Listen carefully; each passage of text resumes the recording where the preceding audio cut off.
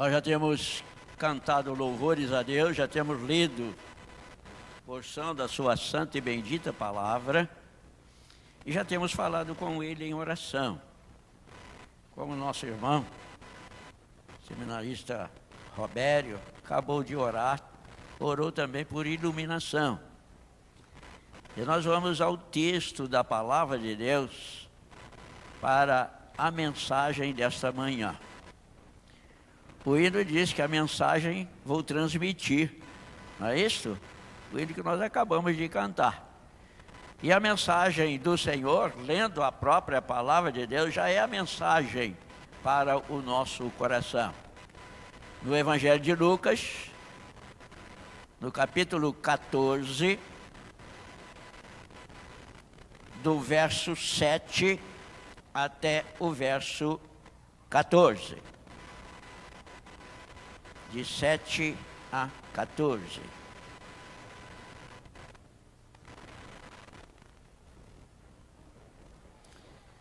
Nós vamos fazer esta leitura responsivamente também. Preste bem atenção, mesmo depois da leitura, não feche o texto, e ainda que abra para ver outro texto, mantenha este marcado, porque eu digo sempre, Deus nos fala através da sua santa e gloriosa palavra. É o próprio Deus que nos fala, não é o pregador, porque a própria leitura já fala ao nosso coração. O título deste texto é Os Primeiros Lugares. Leiamos então responsivamente.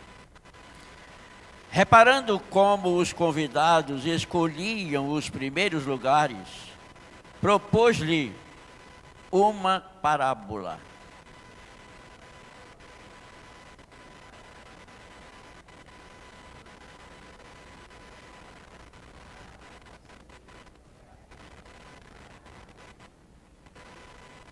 Vindo aquele que te convidou, e também a ele te diga, dá o lugar a este, então irás envergonhado ocupar o último lugar.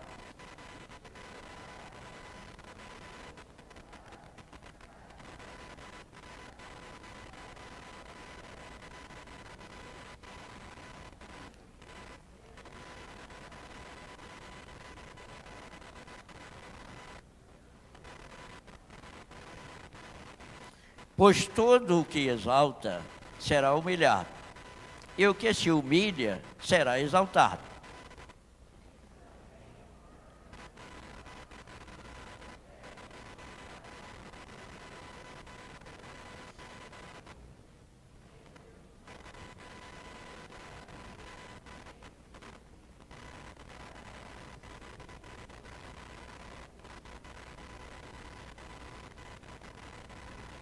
Antes, ao dares um banquete, convida os pobres, os aleijados, os coxos e os cegos, e serás bem-aventurado pelo fato de não terem eles com o que recompensar-te.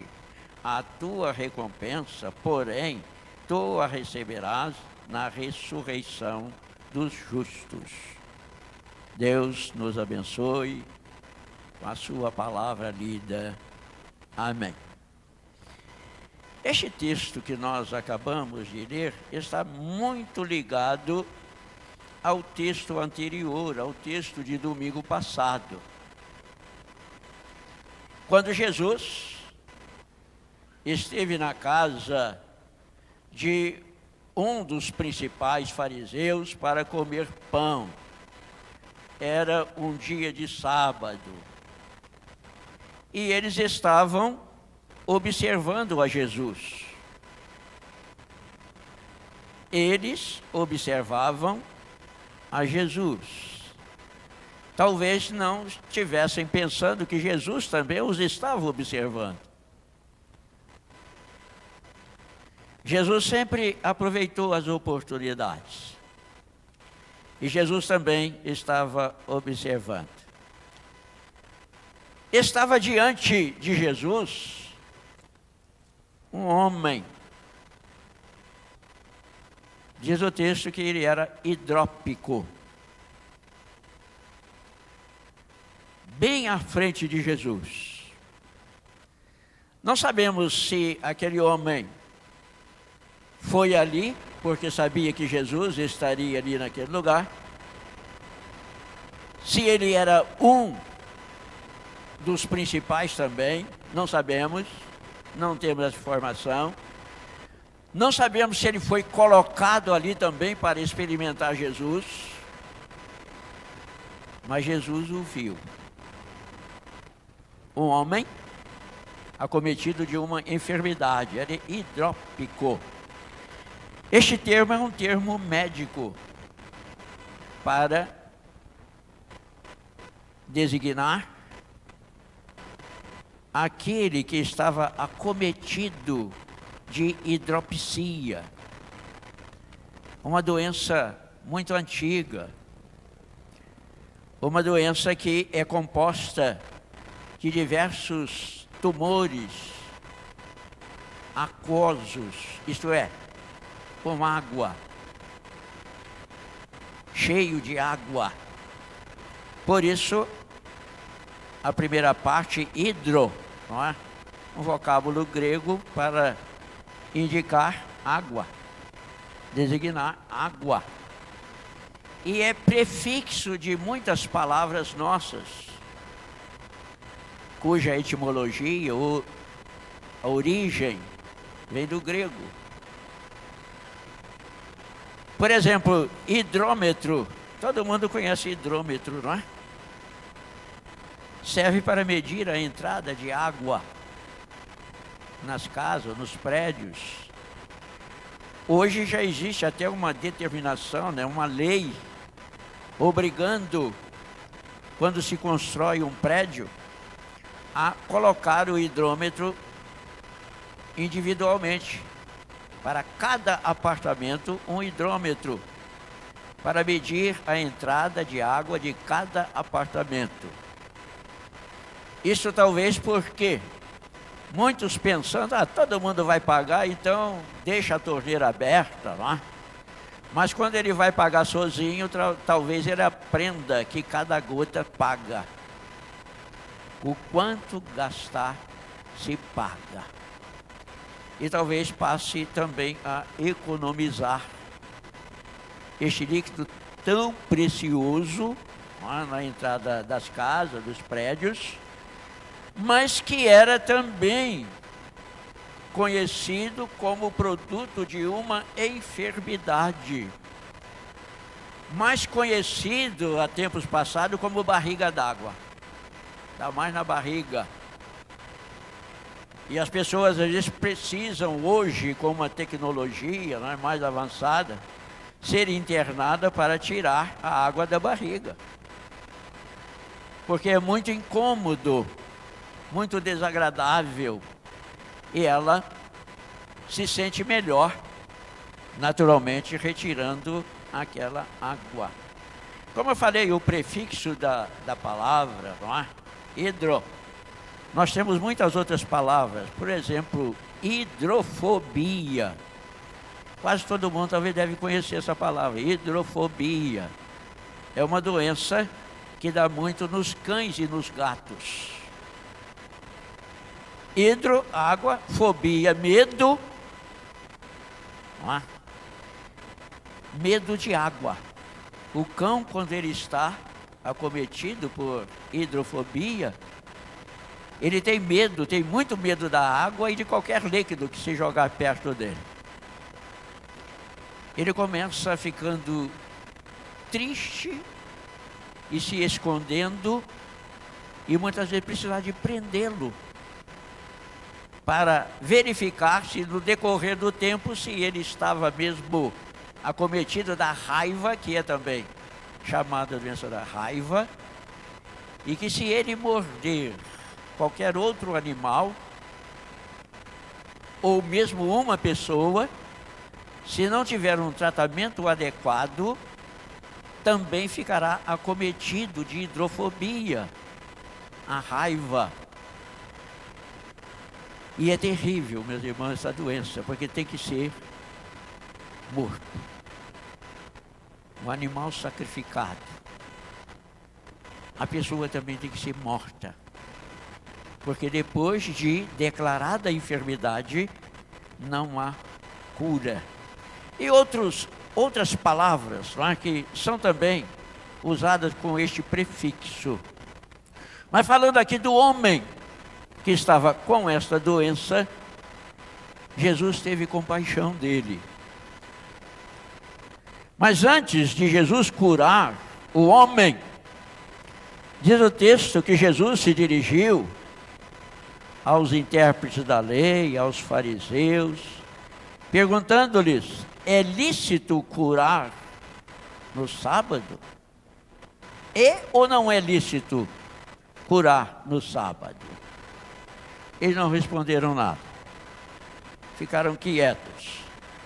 Jesus já havia respondido esta pergunta numa outra ocasião, lá em Mateus 12, Mateus capítulo 12, a partir do verso 9,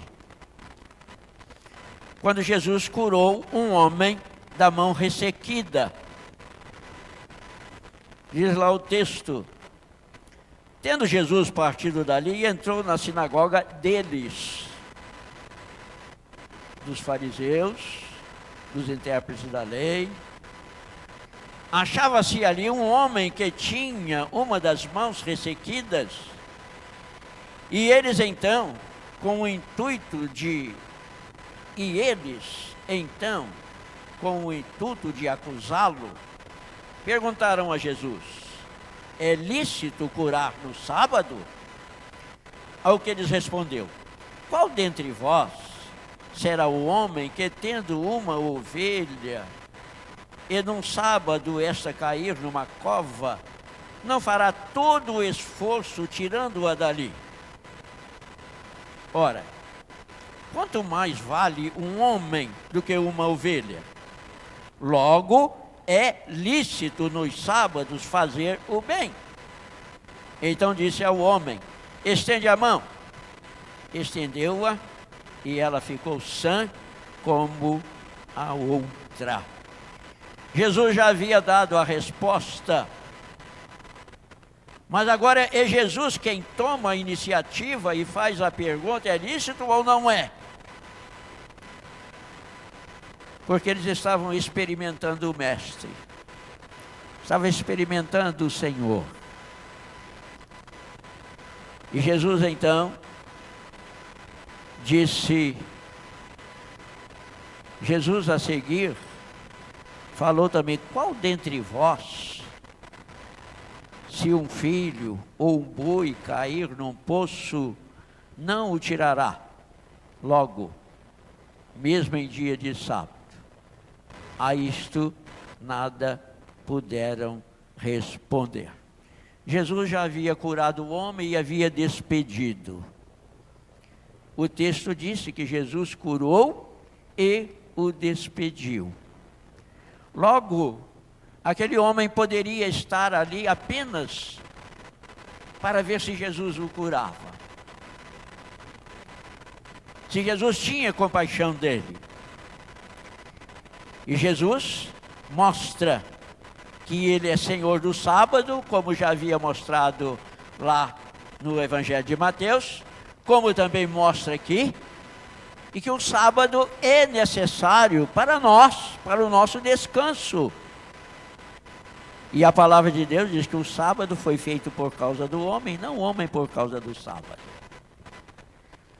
Os judeus tinham até mesmo uma lei entre eles que proibia os médicos daquele tempo de exercerem a sua profissão no dia de sábado.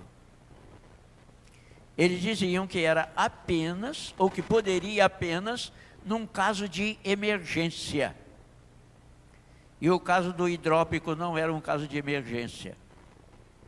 Era um caso de uma doença contínua, de uma doença com certo tempo. Mas Jesus mostrou Como lá em Mateus, que no sábado, no dia do Senhor, é lícito e que se deve fazer o bem. O texto que nós lemos ainda há pouco para a nossa meditação fala: reparando como os convidados escolhiam os primeiros lugares, propôs-lhes uma parábola. Reparando como buscavam os primeiros lugares. Meus irmãos, parece apenas uma lição de etiqueta, não é? Mas serve também muito como uma lição de etiqueta para nós. Numa certa ocasião, um diácono foi para uma outra igreja presbiteriana também, e tinha os princípios na sua igreja, os costumes. Ele não sabia dos costumes, dos princípios na outra igreja. E então, no primeiro domingo, a celebração da Santa Ceia, como os pastores, de modo especial, convidam presbíteros e diáconos para tomarem assento nos seus lugares, não é? À frente. O pastor da igreja disse: convidamos os presbíteros, os diáconos, para tomarem lugar conosco aqui à frente. O diácono logo se levantou, não é? E foi lá para a frente e sentou junto dos presbíteros. Mas naquela igreja, como na nossa, não é? Os presbíteros sentam ali na frente, os diáconos sentam logo atrás, mas pode sentar do lado também. Não há problema nenhum, não há nenhuma dificuldade, mas geralmente os diáconos sentam no banco de trás. Talvez para uma identificação melhor, não sei. Mas aqui é costume, quando eu cheguei já encontrei assim. E continua assim. Mas quando o diácono percebeu, os presbíteros vinham, sentavam à frente, junto com o pastor, e os diáconos sentavam no banco da frente. Ele percebendo, ele saiu dali e foi lá sentar junto com os outros, mas já constrangido. Constrangido porque foi para um lugar que a princípio, não é, pelo costume, pela tradição, não era ali o lugar dele. Era lá junto com os outros diáconos, no banco da frente. Não havia nenhum problema. Mas ele se sentiu acanhado, não é? Avexado, como dizem os nortistas, não é isso? E foi para o lugar dele. Mas Jesus nos dá uma lição de modo muito especial nos nossos dias. Quando há uma festividade, um casamento, uma festa de grande pompa, geralmente se separa as mesas, às vezes se coloca até uma fita, não é? Circundando, para identificar aquela mesa com a mesa dos familiares, da família. Porque se não fosse assim, irmão, talvez os da família, ou os próprios que estavam apresentando a festa, ficassem sem lugar, né? Ficassem sem lugar. Como às vezes nas festividades, né? na distribuição dos alimentos. Numa ocasião eu vi um comentário, alguém disse assim: não, eu sentei ali naquele lugar, porque eu pensei que por ali ia passar as bandejas, né? E eu já ficaria logo, né, na boca, já ficaria logo na entrada. E seria melhor servido que os outros. Mas depois as bandejas entraram para o outro lado e falaram assim: eu me dei mal, né? Eu me dei mal porque fui procurar um lugar, né, privilegiado, pensando que era privilegiado, e entretanto, não foi bom. Não foi bom. Ele ficou sem comer, né? Porque por ali quase não passou nada.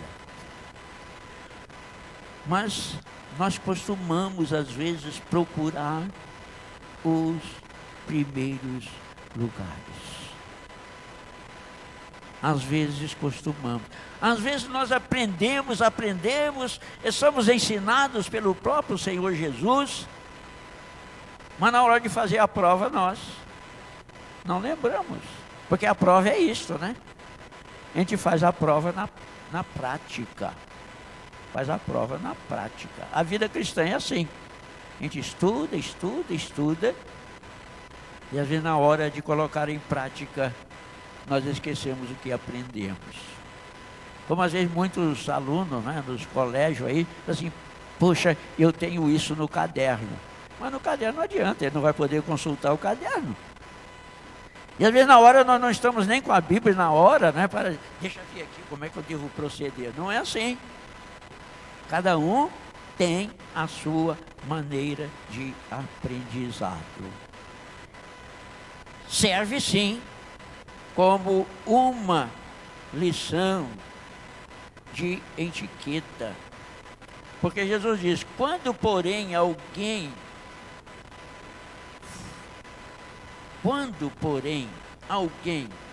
fores convidado para um casamento, não procures o primeiro lugar, para não suceder que, havendo um convidado mais digno do que tu, vindo aquele que te convidou e também a ele, te diga, dá o lugar a este.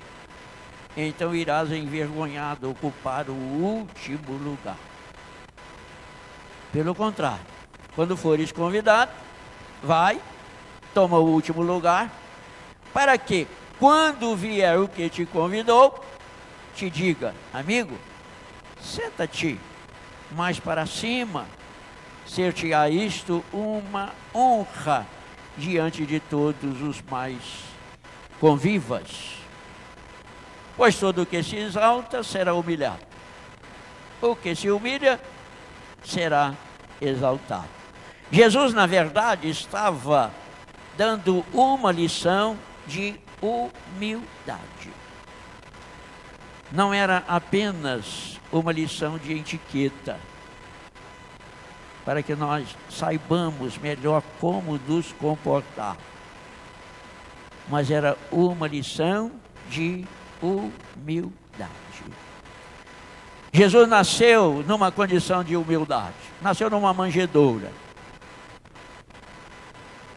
não nasceu nem mesmo dentro de uma casa,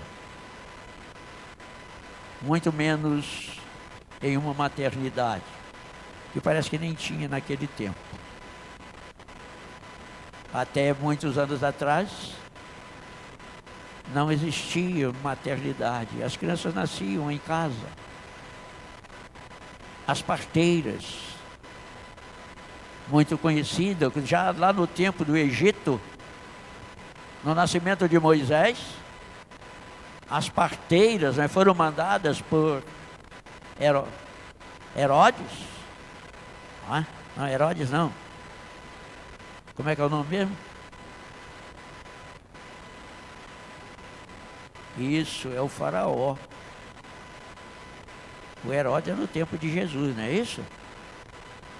Faraó era o rei daquele tempo. Mandou para que os filhos dos israelitas, dos judeus, quando nascessem, se fosse homem, passa o cerol, não é isso? É a linguagem do povo aí, passa o cerol. Não deixa viver. Se for mulher, pode deixar viver. O homem não, o homem é perigoso, o homem é guerreiro. Naquele tempo os homens é que guerreavam. Hoje as mulheres já guerreiam também. Se fosse hoje, é capaz de mandar matar todo mundo, não deixa viver ninguém. Mas as mulheres poderiam viver. Então a parteira tiveram o temor de Deus e pouparam a vida de Moisés. Isso pelo temor do Senhor, para conduzir o próprio povo de Deus. Deus então nos chama para a humildade, para uma vida de humildade. Jesus viveu numa cidade muito humilde, a cidade de Nazaré, de onde não se esperava nada de grandioso, de bom. Até que quando Filipe chamou Natanael e disse: encontramos o Messias, o Nazareno, Jesus, o Nazareno. Ele falou: mas de Nazaré pode vir alguma coisa boa? Jesus estava numa cidade sem importância para o povo naquela ocasião. Mas Jesus era o Senhor dos céus, da terra, dos mares, o maioral de todos os tempos, porque Ele é Deus, Ele é Senhor. Mas nos ensina a lição de humildade. Toda a Bíblia, irmãos, nós não podemos ler toda a Bíblia, mas lá no livro de Provérbios, no capítulo 15, livro de Provérbios, no capítulo 15,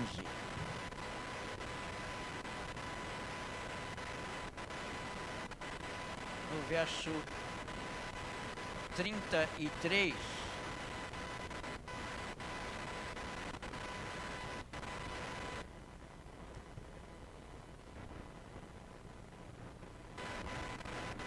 Provérbios 15, o último versículo 33 diz assim: o temor do Senhor é a instrução da sabedoria, e a humildade precede a honra. O temor do Senhor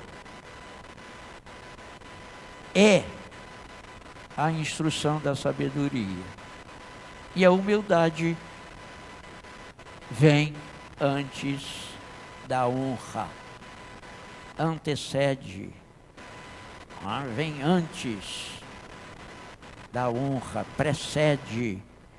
Jesus estava lembrando o que a própria palavra de Deus já dizia para cada um de nós, para os seus discípulos, para os mestres da lei, intérpretes da lei, para os fariseus que ali estavam observando e não sabendo que Jesus também os observava.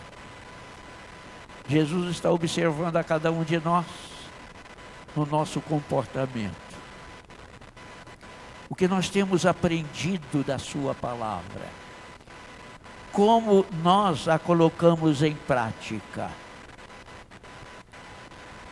como vivenciamos esta palavra. Temos o temor do Senhor? Sim.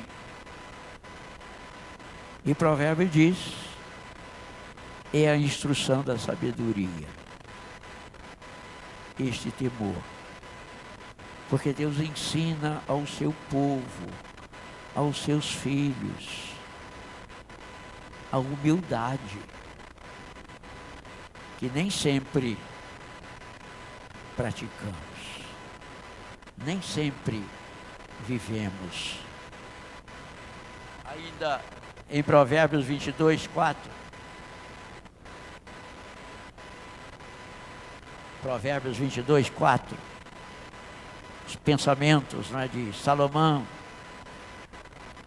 O galardão da humildade é o temor do Senhor, e o temor do Senhor são riquezas e honra e vida. O galardão da humildade. Meu irmão, muita gente pensa talvez que a humildade é uma representação de pobreza ou de tolice. Pensa que a pessoa é boba, porque é humilde.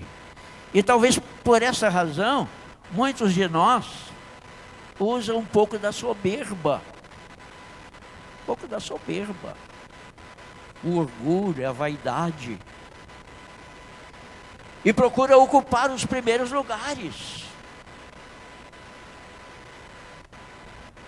esquecendo a humildade que deve apresentar. Esquecemos.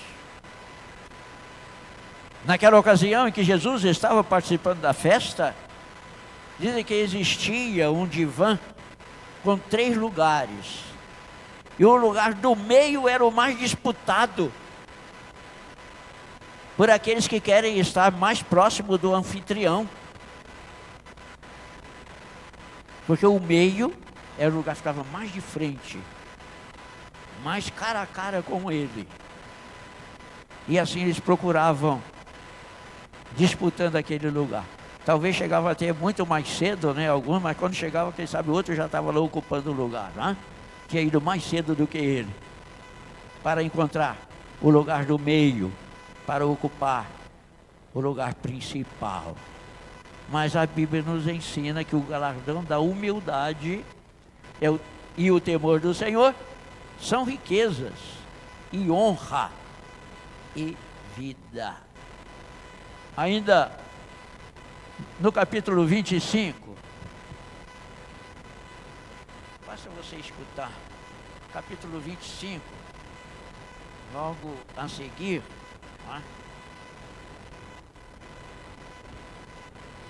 Capítulo 25, os versos 6 e 7. Provérbios 25, 6 e 7. Que muitos dizem que o texto que Jesus estava falando ali com os escribas, aliás, com os intérpretes da lei e com os fariseus, é uma extensão deste texto, Provérbios 25, 6 e 7. Que diz assim: não te glories na presença do rei, nem te ponhas no meio dos grandes, porque melhor é que te digam, sobe para aqui, do que seres humilhado diante dos príncipes, a respeito do que os teus olhos viram. Não te glories diante dos reis, nem dos grandes, nem te coloque no meio dos grandes. Estava nos instruindo a viver no meio daqueles que possam ser considerados os mais humildes. Jesus vivia assim. Jesus nos ensinou assim, para que vivamos uma vida de humildade. Jesus morreu numa cruz, pregado em meu lugar, em seu lugar, no lugar de todo aquele que nele crê. A cruz era um lugar de maior desonra. A morte de cruz era terrível. Mas Jesus se colocou no lugar mais humilde, por minha causa, por sua causa, por nossa causa, para nos redimir dos nossos pecados, nos tirar da condenação eterna, para nos dar vida eterna em seu nome, pelo seu sangue derramado por nós. É por isso que o apóstolo João, na sua primeira carta, no capítulo 1, no verso 9, se não nos falha a memória, diz: o sangue de Jesus, seu Filho, nos purifica de todo pecado. Porque Jesus, sendo o Senhor, sendo o maior de todos, morreu numa cruz para me salvar. Lá ainda em Provérbios 29, no verso 23, diz que a sabedoria do homem o abaterá, mas o humilde de espírito obterá a honra. Porque essa honra não vem propriamente dos homens, mas vem do Senhor. Como Jesus falando lá no capítulo 5 de Mateus, nas bem-aventuranças, ele diz: bem-aventurado o humilde de espírito, porque este verá a Deus. Bem-aventurados os humildes de espírito, porque este verá a Deus. Jesus quer que nós sejamos seus imitadores. Seus imitadores. Jesus chama a atenção daquele que o havia convidado. No verso 13 de Lucas 14. Os versos 13 e 14 dizem assim: antes, falando para ele, ao dares um banquete, convida os pobres, os aleijados, os coxos e os cegos, e serás bem-aventurado pelo fato de não terem eles com que recompensar-te. A tua recompensa, porém, tu a receberás na ressurreição dos justos. Jesus havia dito a ele: quando você der um banquete, não convida os maiorais, não convida os parentes, não convida aqueles que poderão te dar a recompensa, mas convida os pobres, os coxos, os aleijados, aqueles que não têm nada para te oferecer. Assim você estará se colocando no seu lugar, no lugar devido, no lugar de humildade, não no lugar de exaltação. Porque aquele que se humilha será exaltado, mas o que se exalta será humilhado. Humilhado. Jesus não quer que nenhum de nós seja humilhado, mas Ele quer que nós recebamos a honra na ressurreição, quando estivermos juntamente com Ele na glória, porque Ele diz que há um lugar reservado para cada um de nós. Na casa de meu Pai há muitas moradas. E aí diz: se assim não fora, se não tivessem tantas moradas, eu teria dito diferente, eu teria dito que iria preparar lugar, para que quando eu fosse, vos recebesse também lá. Mas ele diz: na casa de meu Pai há muitas moradas. Lá em Mateus, no capítulo 25, quando ele fala do grande julgamento, ele diz que ele vai chamar os seus remidos: vinde, benditos de meu Pai, entrai na posse do reino, que vos está preparada desde quando? Desde antes da fundação do mundo. Estas moradas já estão preparadas antes da fundação do mundo para cada um de nós, para todos quantos creem no seu nome. Mas ele nos ensina a lição: humildade. O apóstolo Pedro, na sua primeira carta, no capítulo 5,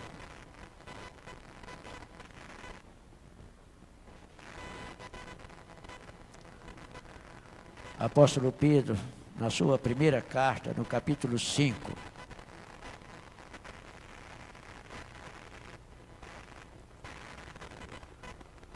nos versos 6 e 7, diz assim: humilhai-vos, portanto, sob a poderosa mão de Deus, para que Ele em tempo oportuno vos exalte, lançando sobre Ele toda a vossa ansiedade, porque Ele tem cuidado de vós. Humilhai-vos, portanto, debaixo da poderosa mão de Deus, debaixo da poderosa mão de Deus. Para que, em tempo oportuno, Ele vos exalte, lançando sobre Ele toda a vossa ansiedade, porque Ele tem cuidado de vós. Se nos vier a ansiedade para ocupar primeiro lugar, deixa de lado. Deixa de lado. Jesus nos dá tanto uma lição de etiqueta, como muito maior ainda, de humildade, na sua presença, para servir ao Senhor. Que Ele mesmo nos abençoe, que Ele mesmo nos ajude, para que a nossa vida seja uma imitação da vida do Senhor Jesus, que morreu na cruz em nosso lugar. Amém.